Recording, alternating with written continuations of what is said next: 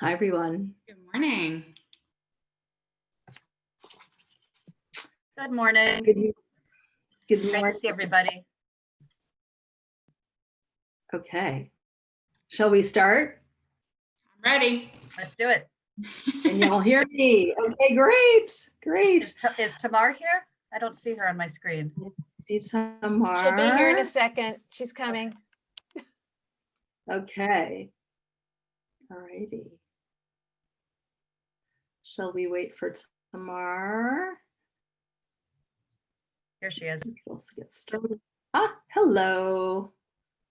Okay, I think we are all here. So welcome everybody. I'm Miryam Kabakov, and I'm really delighted to be here and honored to be part of the collective and to be here amongst other participants and members of the collective. And today we're talking about the role of community in our work and how we've built communities for our work and through our work, and what role community plays in helping us make change and solve problems. And I'd love for you all to paint a picture, what do your communities actually really look like? Who's in them, who isn't in them, and why? And what are some of the strategies that we've used to build those communities? And what are some of the challenges we face in working with community through, in accomplishing our work? And overall, how does community play a role in movement building? So these are some of the points we're going to cover today. And we're going to start by having just to go around and discussing the lessons that you've learned about community building in your work, generally speaking. And then, are there any lessons you've learned in your own movement building that you found to be universal? And then how do we create coalitions that build community? What are some partnerships that have worked really well and why? And how are we building communities inside the US? So who would like to go first? I'm not going to put anyone on the spot. Just jump right in. I can start.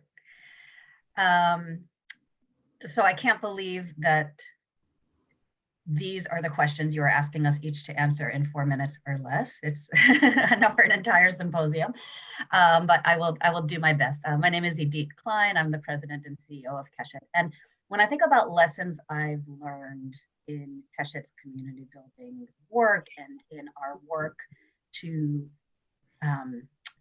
use community building to strengthen movement building, I think of three primary lessons. The first is about careful listening and about not being so in love with my own vision that I'm unable to hear what the people who are most affected by the issue are telling me.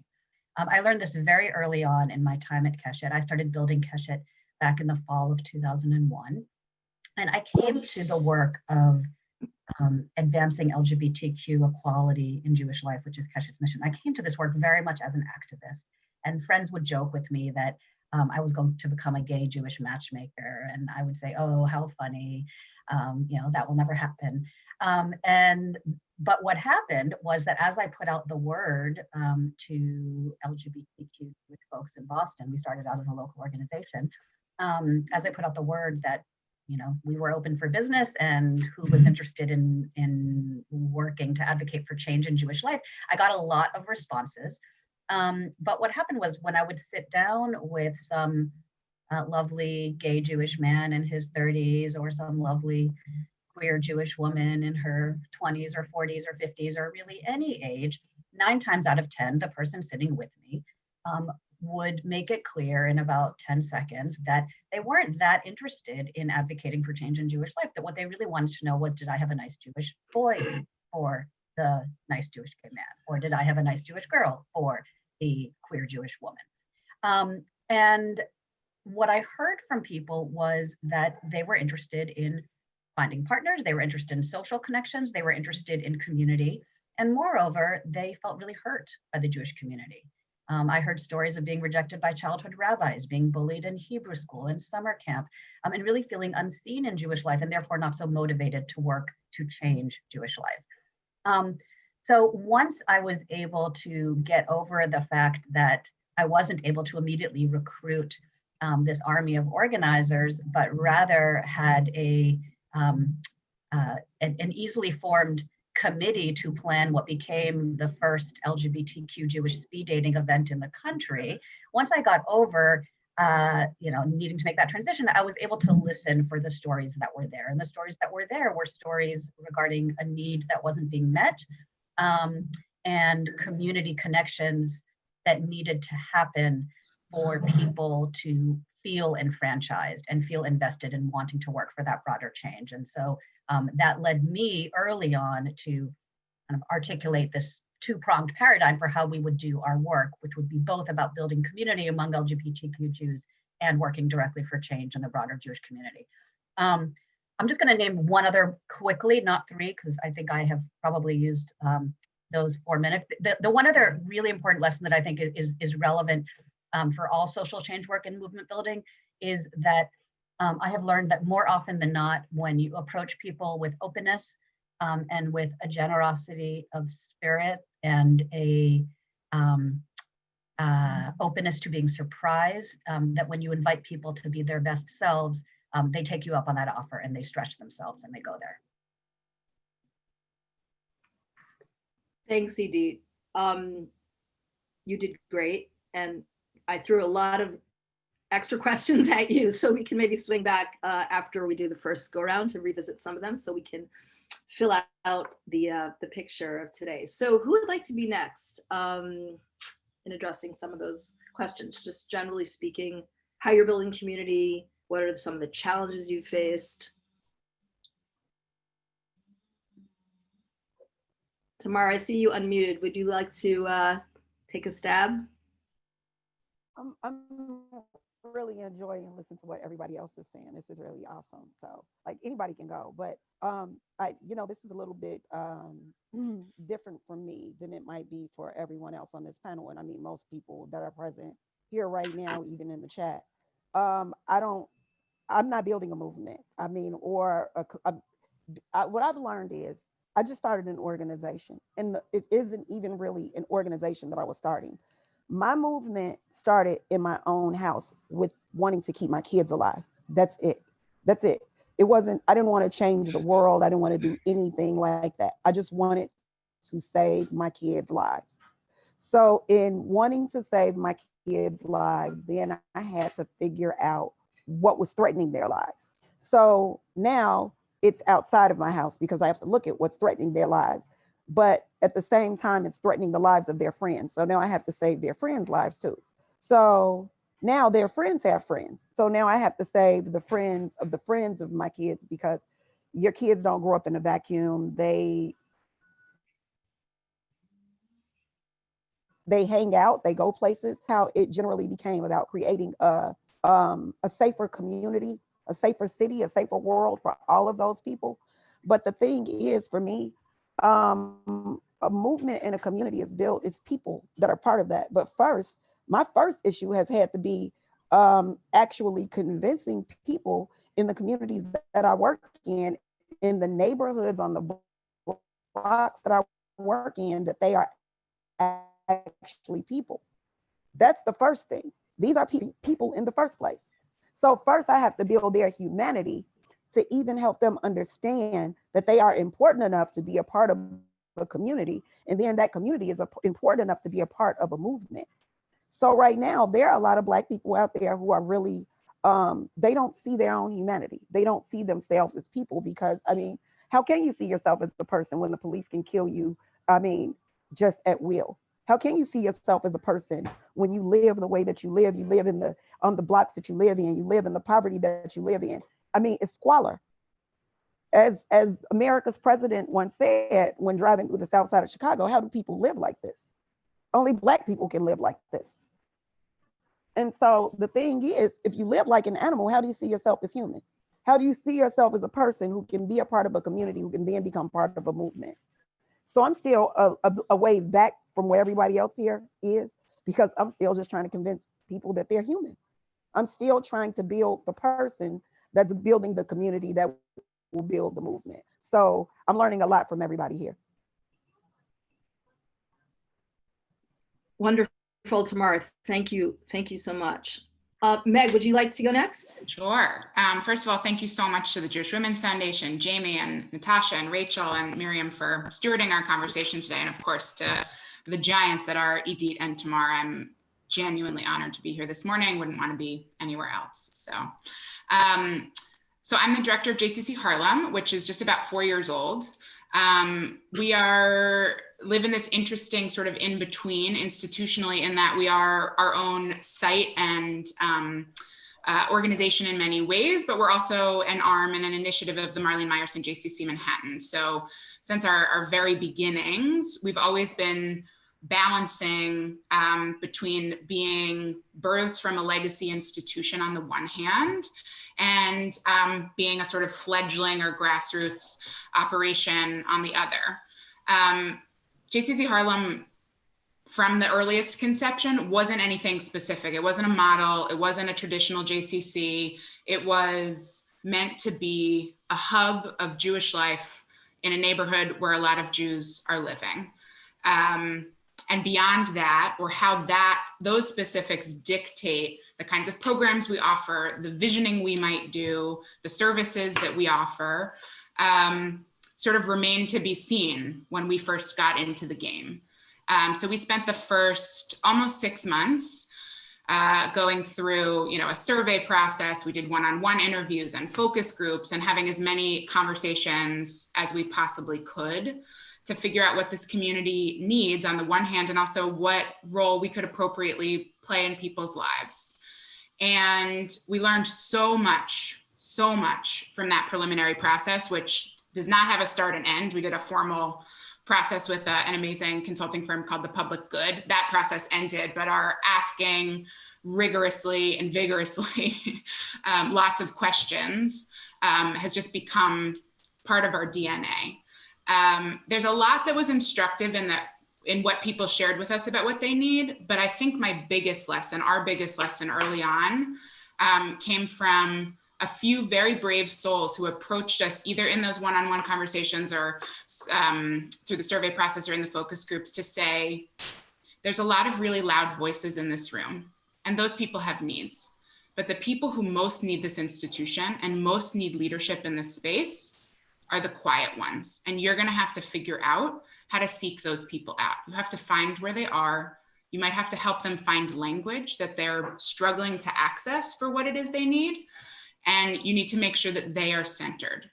And I am just enormously grateful for that advice before we even opened, because I think it radically shifted how we launched and how we have just continued to be in the neighborhood. And interestingly, I think it taught me something about myself to hear that, because I'm someone who, I have an interfaith background. My mom is Jewish and my dad was raised Presbyterian in Georgia. I grew up in New York, and I'm not so comfortable in Jewish spaces. It's not obvious for me. And so the idea that I need help also finding language to describe and animate what my needs are, Jewishly, communally, has really resonated with others. And I've learned as much from the community about how to find language to try to describe what it is that I need and what we might help this community to do. And I just, as I said, I'm enormously grateful that that was built in from day one, because it's hard, I think, to sort of recenter or reattune yourself to those voices once you've laid a foundation of the loudest ones. Wonderful. Thanks, Meg. So I am taking off my hat as facilitator, and I'm now going to chime in. So at Eshel, we work with Orthodox families who have LGBTQ relatives who are coming out, or LGBTQ people themselves who are coming out, and trying to find a place in their communities of origin. And I think, I don't know if this is particularly unique to the Orthodox experience, but they're like community on steroids. Like, you're not allowed to pray alone, really. You're not supposed to actually pray alone. Generally speaking, you don't really eat alone. There's a lot of structures in place where you're eating with other people at the table.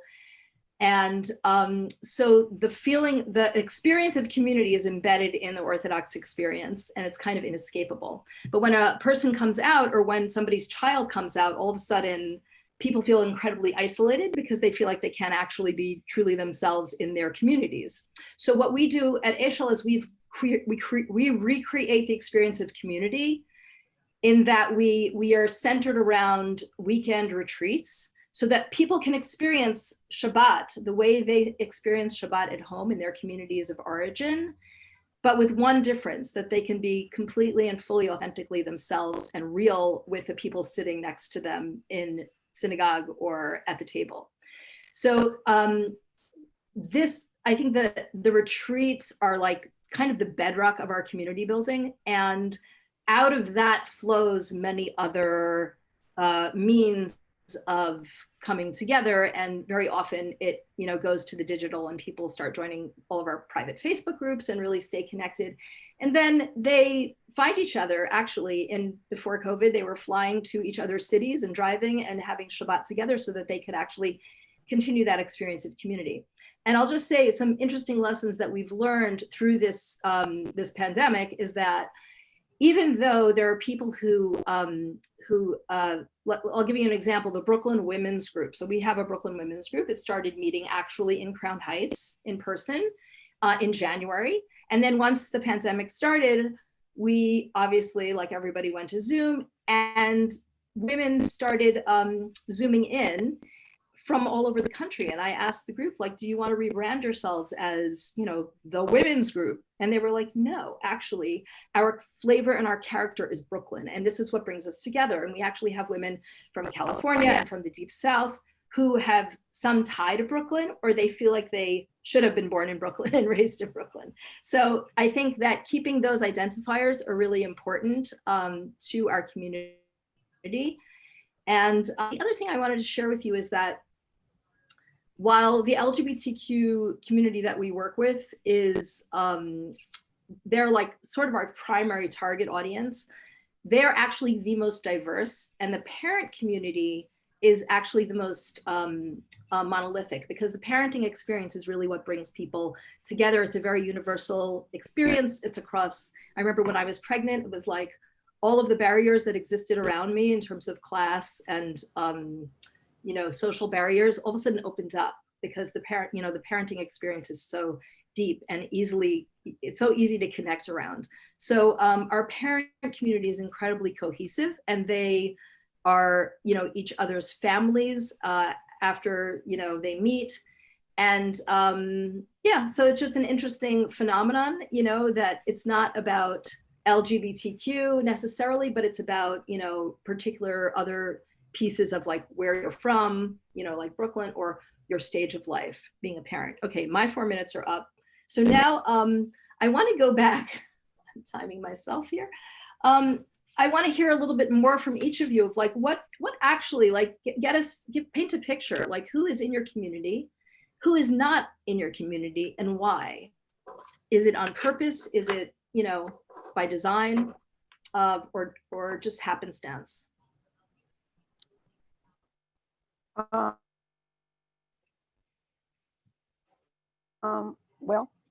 sorry, Idit, you can go ahead and go. No. Oh, I guess Tamar, you got it. No, go ahead, Tamar. Well, I mean, I have a different idea of a community. So like, I belong to a community. What I'm building, like I said, I'm building the people to create another community, a community that does exist of Black people and Jews together at the same time. Not Black Jews, but Black people and Jews together at the same time. So my thing is, I belonged to a community when I first went to the block and sat there for the first time. I belonged to a community already. I belonged to the Jewish community. That's what I belonged to. And the thing about that was, I brought that community with me to a place where there really was no sense of community. And I began building a community around the one that I already belonged to. So now that's how, like every year on a corner on the South Side in Chicago, in one of the most crime-ridden neighborhoods, we do Sukkot, a Sukkah soiree every year. We do Yom Kippur on the corner. where we read off the names of gun violence victims who have died from one year to the next on Yom Kippur doing Yizkor. We do a Seder in the streets where we invite the whole neighborhood, everybody to come out to do a Seder in a tent on a street corner on the south side of Chicago in a predominantly Black neighborhood, Black and brown, very poor. But we do that. So now what has started to happen is that there is a relationship that is forming between the actual Black community and the Jewish community that I don't believe ever actually existed before. Because for me, there was no community around Rabbi Eshel and Dr. King. That was a friendship. Rabbi Eshel and Dr. King were friends, but there was no community built around that relationship. But the idea that now you have Black people on the South Side who are sometimes uneducated, unemployed, who are ex-felons, all sorts of stuff. These people that no one pays attention to, those people that Meg said have no voice, the quiet ones that nobody listens to, Jews in Chicago are listening to them because they have a relationship with each other now. Because there's a place that I've created where those two people, those two groups can come together. And so they can learn more about each other.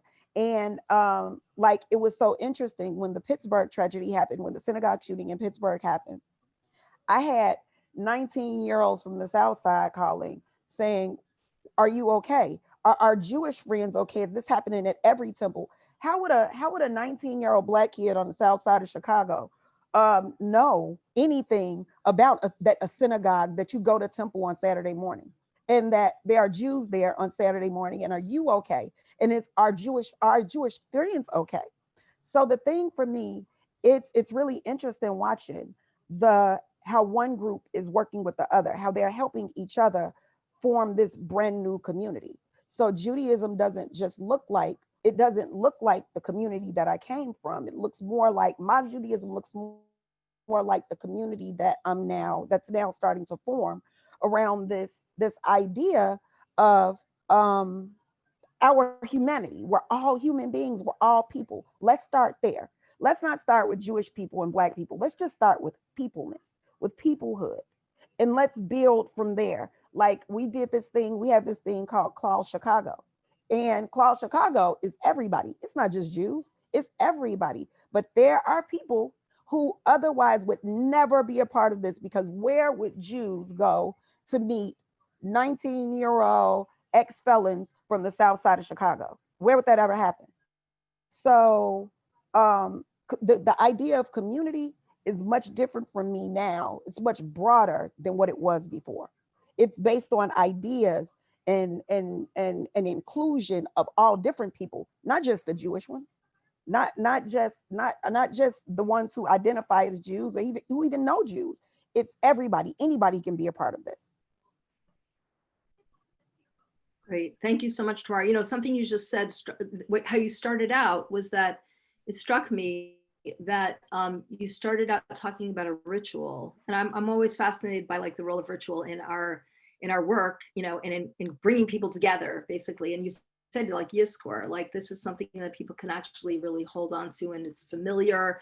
And yet you were doing it in this completely other context that enabled other people to understand what was going on. Can you imagine how cathartic it is for the 15-year-old whose mother was murdered on a corner across the street from where I sit? I said, can you imagine how cathartic it is for the 15-year-old whose mother was murdered on a corner across the street from where I sit, the same corner that she walks past every day going to school, and whose uncle was killed on the next block over, and who's lost 1 million friends in that neighborhood? Every summer she loses friends, she loses family.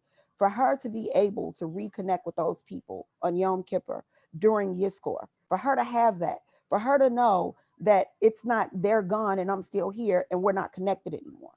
In a neighborhood, in a place where people experience so much loss, and most of it very prematurely, introducing them to something like Yizkor is saying you're still connected to them. You can still pray for them. You still have a connection. They're still here with you. That is huge for people like that. These people don't just lose their parents like any of us would. Like, normally the child buries the parent. No, you have parents burying children. You have children burying other children. You have children burying parents that are 10 years old and they're burying their parents. You have a lot of different dynamics that do not occur anywhere else in American society, but in the Black community. And so it's taking something that's very Jewish and applying it to something that happens to Black people. And it changes the way that they process the whole thing. It changes the way that they see themselves. It changes the way that they relate to God. It changes the way that they relate to each other, because they're not beyond redemption, because Yom Kippur, they still talk to God. So it's very interesting watching how Jewish ritual impacts Black life every day in the ghetto. Beautiful. Meg, Idit, how about you guys? All I can say to that is amen, amen, amen. I wrote down, Tamar said, my Judaism doesn't necessarily look like the communities I came from. My Judaism looks like the communities I'm building. And I'm like verklempt at that, because I think that so perfectly captures my own relationship to Judaism and more broadly to Jewish community. And so speaks to Harlem's Jewish community. We are an authentically multiracial, multi-faith community. We use the language, many of us identify Jewishly in particular, because a lot of folks, as I said before, are struggling to figure out beyond that, what that means for them and the language that they ascribe to that experience. And I think it's a really beautiful way to be in community, when you're building it in partnership with others for whom that belonging is not obvious, belonging is not assumed. I think we see differently. I think we understand barriers and we build them into the engagement opportunities, the programs that we offer. We build them into the way we staff our institutions. We build them into the way we welcome people physically into our space, the way we think about security and door management. Like every single bit of the work that we do is impacted through and by a lens of barriers, of obstacles. I often say this, I love having staff in my orbit, colleagues and partners around me who have experienced barriers and often have actually less Jewish knowledge. Because I think that the product of the conversations that happen between those of us for whom belonging is not obvious in Jewish spaces is so much richer and deeper, and it's just more real. And I feel very grateful to be amongst people most days in my work who are just insanely excited for whatever's to come. Like we don't always have the language, we don't always know where we're going, but we know that it centers voices that aren't always centered. And that's really all that matters. I'm thinking a lot, Tamar, about what you so powerfully said about what can happen when people are proximate to one another. What can happen when those distances that so often, I think particularly in America today, people assume are fixed, unbridgeable distances, get bridged. And suddenly people see each other and find connection and find empathy. And there's so much power, I think, in every community that is a part of working to change the world. I think about when I first started to build Keshet and told people what I did for work, the most common response that I got was, how is that relevant to the Jewish community? Like there was no sense that LGBTQ people were enough a part of Jewish life for this to be an issue that one could work on in the Jewish community. And I have seen over the years the sense of who is in our community, who is a part of our constituency, who is in this movement working for a better Jewish world and broader world, shifting from LGBTQ Jews to LGBTQ Jews and those who most care about us, to Jews who espouse our most deeply held values of justice and inclusion and working for a better world. And seeing that shift from LGBTQ equality being something that you only care about if you're queer yourself, or maybe if you have a queer kid, to LGBTQ equality being a commitment that you have if you're committed to justice. Yeah, Yeah. it is it's interesting when you go, like what I've started doing is using that idea of being a bridge. So what happened in Chicago is absolutely extraordinary to me. So now I do a lot of traveling with the movie and just building the organization. I do a lot of traveling because now we're going through the Deep South. It's my strategy in 2 years. When we get to midterm elections, we will have a network built up that can really perhaps even change the South, turn the South blue. But what we're doing is when I go to places, especially in the Deep South, I go and seek out the Jewish community. And I, being a part of the Black community as well, I actually make a space at a giveaway or at a mixer or something where I can tell, where I can bring the Jewish community with the Black community, because I keep getting, how do we build bridges between the Black community and the Jewish community? Well, we have to talk to each other without a middleman. So for instance, we're doing a Thanksgiving giveaway. We have a lot of Jewish communities in Memphis. We have a lot of Jews who are donating for the Thanksgiving giveaway. And the day of the Thanksgiving giveaway, they will show up and they will meet these Black people, the people who they are giving straight from my hand to yours, not through a third party, directly from me to you. And this is how the dialogue starts. And I'm just there to facilitate it. I'm there to make the introductions, and I help maintain them if I can, if they need it. But like in Chicago, that's how it works. That's how it works. The Black community here speaks directly to the Jewish community. They don't go through any other organizations or anything. They literally pick up a phone and they call Jews. Black people call Jews and Jews call Black people. And that's what happens. And isn't that the way, isn't that a real relationship? Isn't that what we want as Jews and as Black people? I mean, that's what we want. We want a relationship like that. We want Black people to be able to say, when they hear something that may be taken as anti-Semitic, to be able to say, hey, that's not how Jews are. I know them personally. And I know that that's not how they are. And I know that that is not true. I know that's not true. So it's kind of like we're creating a new way of thinking about it by that whole thing, by removing the distance between the two and literally putting them in the same place together at the same time, putting them on phone calls together at the same time, putting people together and not just having people talk at each other, talk to each other. So, I mean, I understand exactly like what you're saying, like Black people care about what happens to Jews now, and they don't have to be Jewish because, hey, I know Jews, they are my friends. And Jews care about when a kid in Chicago is beat by the police, or when something bad happens to a Black kid on the south side of Chicago. Jews are saying, hey, what time is the court date? I want to go. What time are you going to court? What's happening? Do you need help? Do they need a lawyer? Does this need to happen? Because they know those kids personally now. So it changes everything when people meet each other, when people talk to each other, when people have a place where they can be people together and equal. Thank you, Tamar. Before we go to the final go around, I just wanted to offer that at Eshel, similar to what you're saying, Tamar, is like we have a very diverse community within us, and you know, not just all the letters LGBTQ, etc. But people are coming from all different walks of life. And so what we really try to do in our gatherings is hold the diversity because it makes us stronger. And it also asks people to push the limit of what they're comfortable with.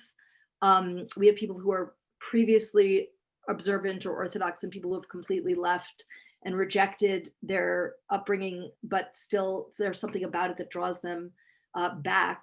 And you know, how do we hold everybody together in one place? And so that is like something that we struggle with in creating community. And we also find that when we really struggle and we stick with it, we are so much stronger. And just to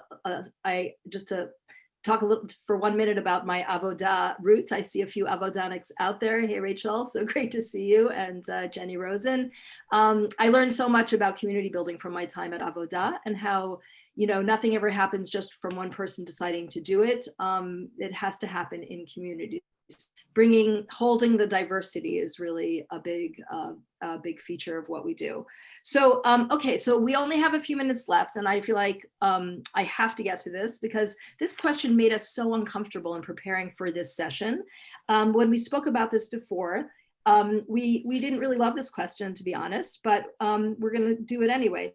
We didn't want to make assumptions that being a woman means that we're automatically good at this, or that we prefer to build and use community as a tool in creating change, instead of other ways to accomplish our work. So the question was, how do women leaders use community building as a tool to tackle intractable problems? But instead, I'm going to rephrase that. Do you, as a woman leader, find that you gravitate towards community building over other ways of creating change? And do you feel that the experience of being a woman predisposes you to building community? Yeah.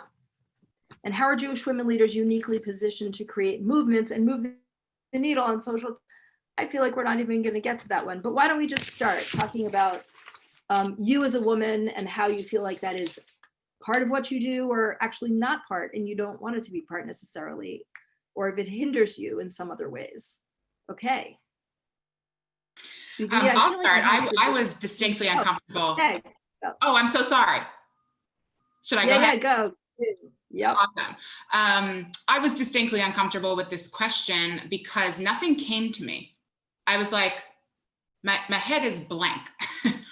How do I think about my womanhood as part of my leadership, as part of my approach to building community? I was like, and that's rare for me, if I'm being honest.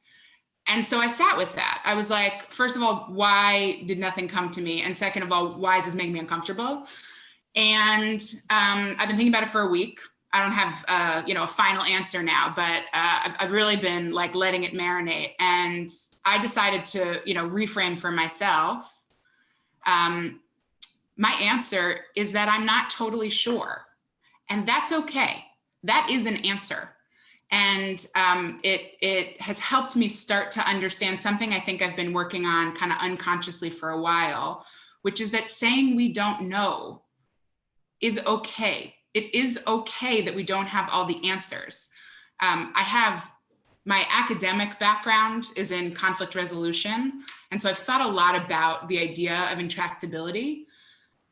And when I re-looked at that question after starting to get comfortable with my answer being, I'm not so sure, it occurred to me that what intractable problem on earth has ever been solved by a person who says, I know the answer to this question?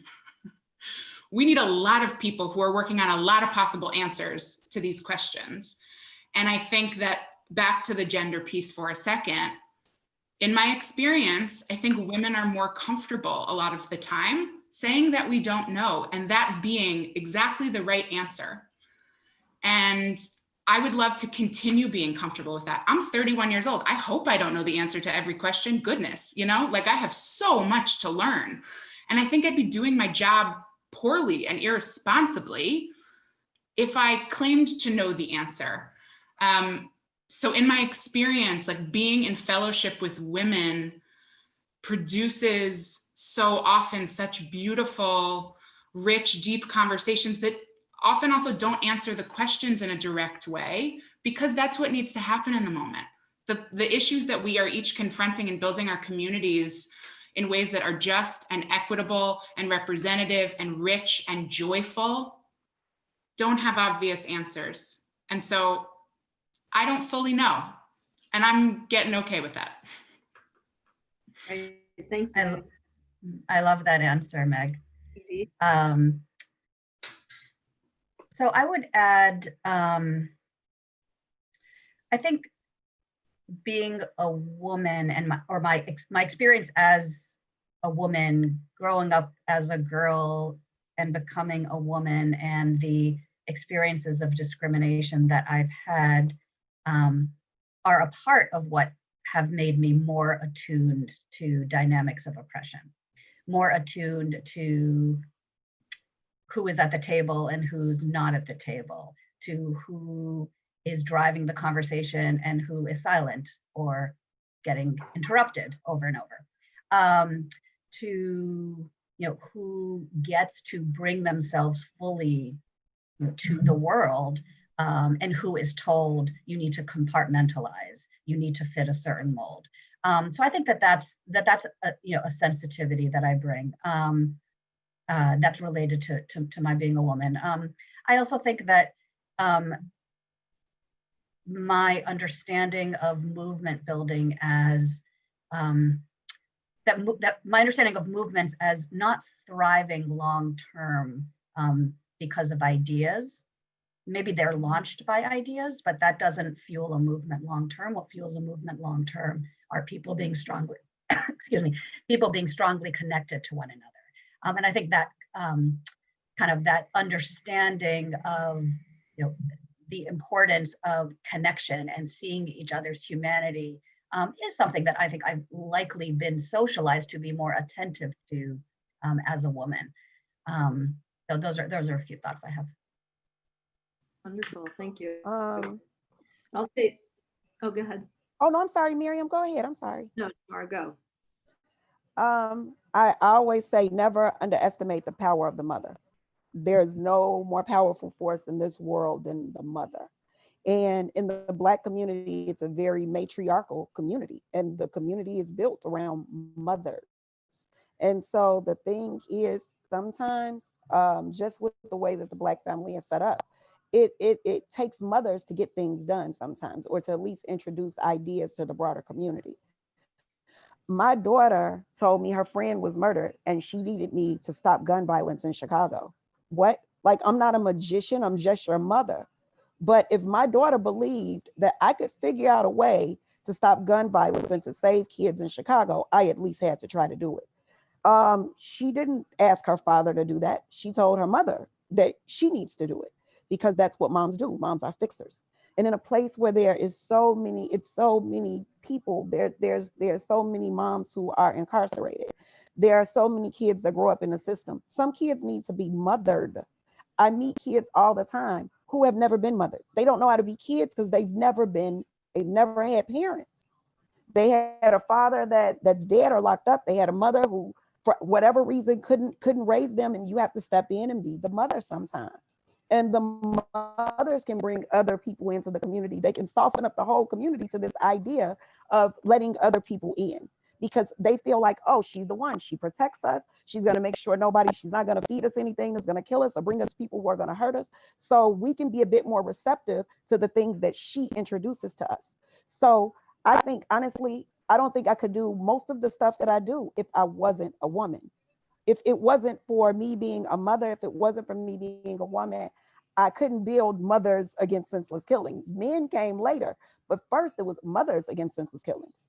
So that's huge. Women are very powerful.